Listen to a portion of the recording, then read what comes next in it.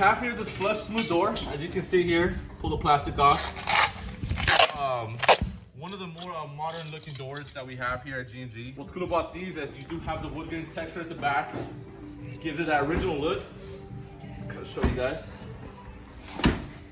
That's the back of the door right there. These are one of the modern looking doors here. So number one, the reason why we leave this blue cover on the doors, because as you can see, it's still a new construction. The reason why we leave it on, damage for the door, dust, scratches.